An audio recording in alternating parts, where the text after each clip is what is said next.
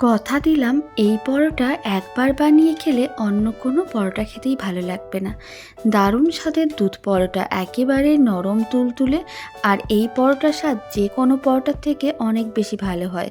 বাড়িতে অবশ্যই বানিয়ে দেখতে পারেন। আর কতটা নরম তুলতুলে, বহু লেয়ারযুক্ত এই পরোটা, যেমন দেখতে হয় তেমন খেতে হয়। আর পরোটাগুলো খেতে এতটাই ভালো হয়, কোনো কিছু ছাড়াই পরোটাগুলো আপনারা এমনি ৫-৬টা খেয়ে নিতে পারবেন। পেট ভরে যাবে কিন্তু মন ভরবে না, মন চাইবে আরও ১-২টো খেতে। তাই চলুন বানানো শুরু করা যাক। প্রথমে নিতে হবে একটা বড় সাইজের পাত্র। আমি এখানে বেশ অনেকগুলোই পরোটা বানাবো, তাই একটু বেশি করে ময়দা নিচ্ছি। এবার ময়দার পরিমাণটা আপনারা চাইলে কম বেশি করতে পারেন। এখানে আমি মোটামুটি ৩ কাপের মতন ময়দা নিয়ে নিলাম।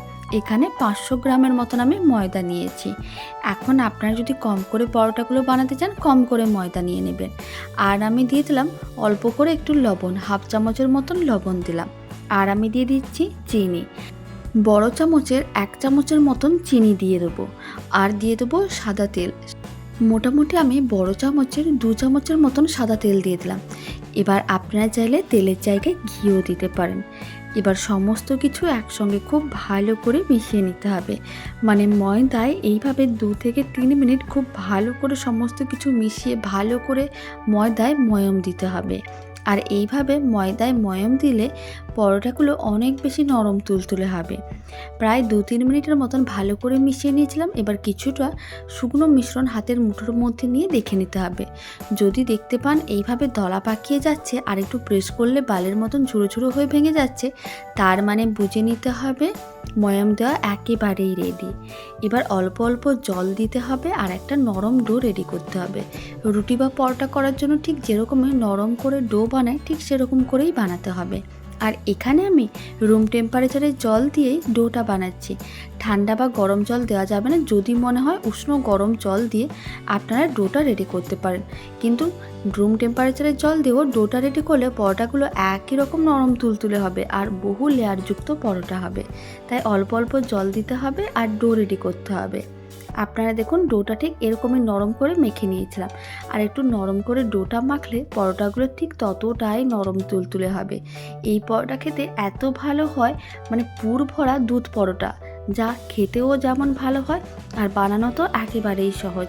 5 মিনিট এখন এইভাবে ডোটাকে রেখে দিতে হবে। 5 মিনিট পরে কিছুটা অংশ এইভাবে কেটে নিয়েছিলাম। লেচিগুলোকে এরকমই মিডিয়াম সাইজ করে কেটে নিয়েছিলাম।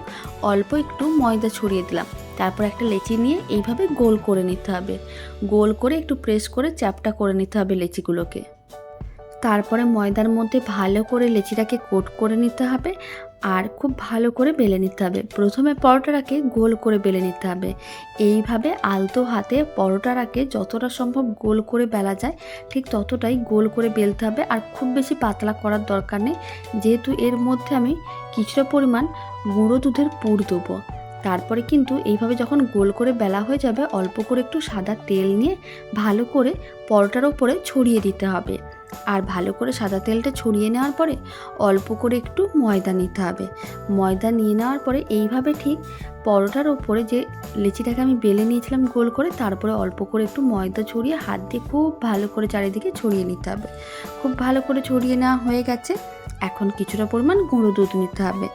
এখানে আমি 2 চামচের মতন গুঁড়ো দুধ দিয়ে দিচ্ছি। মাঝখানে ঠিক পরোটার মাঝখানে এইভাবে গুঁড়ো দুধটা দিয়ে দিতে হবে। তারপরে ফোল্ড করে নিতে হবে। ফোল্ড করাটা দেখিয়ে দিচ্ছি। এইভাবে ফোল্ড করলে গুঁড়ো দুধ বাইরে একটুও বেরিয়ে আসবে না আর পরোটাগুলো খেতে দারুণ লাগবে। তার জন্য ঠিক এইভাবে গুঁড়ো দুধটাকে ভালো করে ছড়িয়ে নিতে হবে। ভালো করে গুঁড়ো দুধ ছড়িয়ে নেওয়ার পরে ঠিক এইভাবে কিন্তু আটকে নিতে হবে। আপনারা দেখুন ঠিক এইভাবে, যাতে গুঁড়ো দুধটা বাইরে না বেরিয়ে যেতে পারে। এইভাবে খুব ভালো করে আটকে নেওয়ার পরে কোনো রকম কিন্তু জল দেওয়ার দরকার নেই। এইভাবে আস্তে আস্তে করে ফোল্ড করে নিতে হবে। আর জল দিয়ে দিলে অনেক বেশিভাবে আটকে যাবে, তাহলে পরোটার লেয়ারগুলো ভালোভাবে আসবে না। তাই চৌকো করে এইভাবে পরোটাগুলোকে রেডি করতে হবে। সমস্তগুলো একসঙ্গে রেডি করে নিতে পারেন। তারপরে কিন্তু এক একটা পরোটাকে বেলে নিতে হবে। তারপরে কিন্তু পরোটাকে বেলার আগে হাত দিয়ে এইভাবে একটু প্রেস করে ভালো করে চ্যাপটা করে নিতে পারেন, তাহলে গুঁড়ো দুধটা ভালো করে ছড়ানো হয়ে যাবে। ঠিক এইভাবে আস্তে আস্তে করে প্রেস করে চ্যাপটা করতে হবে। যখন একটু প্রেস করে চ্যাপটা করা হয়ে যাবে, গুঁড়ো দুধটা ভালো করে ছড়ানো হয়ে যাবে, অল্প করে একটু ময়দা ছড়িয়ে দিতে হবে। আর ভালো করে ময়দার মধ্যে হালকা করে কোট করে নেওয়ার পরে ঠিক এইভাবে পরোটাটাকে বেলে নিতে হবে। আর এই পরোটা একবার বাড়িতে বানালে ছোট থেকে বড় যে কেউ খুবই পছন্দ করবে। সমস্ত পরোটাগুলো একইভাবে রেডি করতে হবে। পরোটাটাকে বেশ চ্যাপ্টা করে আমি বেলে নিয়েছিলাম, এর থেকে বেশি পাতলা করে বেলবো না। আর এইভাবে বেলে নিলে লেয়ারগুলো খুব সুন্দর থাকে, পরোটাটা খেতেও ভালো লাগবে। তারপর একটা তাওয়া নিয়েছি, তাওয়ার ওপরে পরোটাটাকে দিয়ে দিলাম। শুকনো খোলায় প্রথমে পরোটাটাকে উল্টে পাল্টে এদিক ওদিক হালকা করে একটু ভেজে নিতে হবে। তারপরে অল্প অল্প তেল নিতে হবে, আর তেলটা এইভাবে ওপরে অল্প অল্প করে ছড়িয়ে দিতে হবে। আপনারা চাইলে ঘি দিয়েও পরোটাগুলো ভাজতে পারেন, আর না হলে তেল দিয়েও পরোটাগুলো ভেজে দেখতে পারেন, খেতে দারুণ লাগবে। আপনারা চাইলে যে কোনো রেসিপির সঙ্গেও সার্ভ করতে পারেন, তবে নিরামিষ দিন হোক বা যে কোনো দিনে এই পরোটাগুলো খেতে এতটাই ভালো হয় যে আপনারা এমনিই খেয়ে নিতে পারবেন, স্কুল অফিসের টিফিনে হোক বা সকালের ব্রেকফাস্টে, আর না হলে রাতের ডিনারেও এই পরোটার জুড়ি মেলা ভার। ঠিক এইভাবে উল্টে পাল্টে রাখতে হবে, আর অল্প অল্প করে তেল ব্রাশ করে পরোটাগুলোকে উল্টে পাল্টে লাল লাল করে ভেজে নিতে হবে। আপনারা দেখলেন তো পরোটাগুলো কি সুন্দরভাবে ফুলে উঠছে, তার মানে লেয়ারগুলো সুন্দরভাবেই রেডি হচ্ছে। দুদিকে উল্টে পাল্টে বেশ লাল লাল করে পরোটাগুলো ভেজে নিয়েছিলাম। এর থেকে আর বেশি লাল করব না, ফ্লেমটা মিডিয়াম টু হাইতেই আছে। পরোটাটা ভাজা হয়ে গেছে, তুলে নিলাম। এবার এক সাইডে পরোটাটাকে তুলে রেখে দিতে হবে।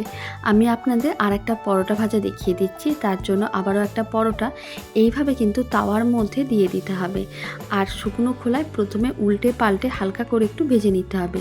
শুকনো খোলায় প্রথমে ভেজে নেওয়ার পরে তারপরে কিন্তু অল্প অল্প করে তেল দিতে হবে, আর তেল দিয়ে পরোটাটাকে ঠিক একইভাবে উল্টে পাল্টে লাল লাল করে ভেজে নিতে হবে। এখন ফ্লেমটা মিডিয়াম টু হাইতে করে দিতে হবে, তাহলে পরোটাগুলো খুব সুন্দরভাবে ফুলে উঠবে। আপনারা দেখবেন সেকেন্ডের মধ্যেই পরোটাটা ফুলে উঠবে। আপনারা দেখুন কি সুন্দর বলের মতন হয়ে পরোটাগুলো ফুলে উঠছে। আর এইভাবে পরোটাগুলো ফুললেই বুঝে নিতে হবে যে পরোটাগুলোর লেয়ার খুব সুন্দরভাবে রেডি হচ্ছে। এখন একইভাবে অল্প অল্প তেল বা ঘি দিয়ে পরোটাগুলোকে উল্টে পাল্টে লাল লাল করে ভেজে নিতে হবে। এইভাবে বা এই পদ্ধতিতে দুধ পরোটা বাড়িতে বানালে কমেন্ট বক্সে জানাতে একেবারেই ভুলবেন না খেয়ে আপনাদের কেমন লাগলো। আর রেসিপিটা ভালো লেগে থাকলে আপনারা যদি ফেসবুক থেকে রেসিপিটা দেখছেন, পেজটিকে ফলো করে নেওয়ার অনুরোধ রইল। ইউটিউব থেকে দেখলে চ্যানেলটি সাবস্ক্রাইব করে নেওয়ার অনুরোধ রইল।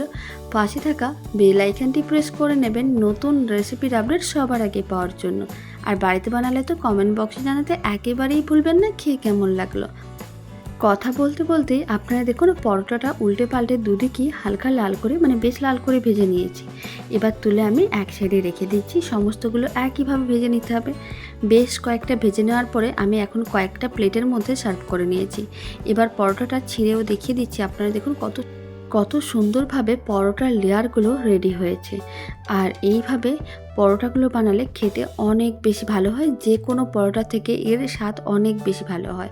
আর কতটা নরম তুলতুলে। এবার আমি আর একটা পরোটা নিয়ে দেখিয়ে দিচ্ছি। আপনারা দেখুন পরোটাটাকে ঠিক এইভাবে হাতের মুঠোয় নেওয়ার পরেই বুঝতে পারবেন পরোটাটা কতটা নরম তুলতুলে। তো চলুন ভিডিওটা আমি এখানে শেষ করছি। আপনারা সবাই ভালো থাকবেন, সুস্থ থাকবেন। আপনাদের সঙ্গে আবার নতুন রেসিপি নিয়ে দেখা হচ্ছে। আর এই দারুণ স্বাদের দুধ পরোটার রেসিপি শেষ পর্যন্ত দেখার জন্য আপনাদের অসংখ্য ধন্যবাদ।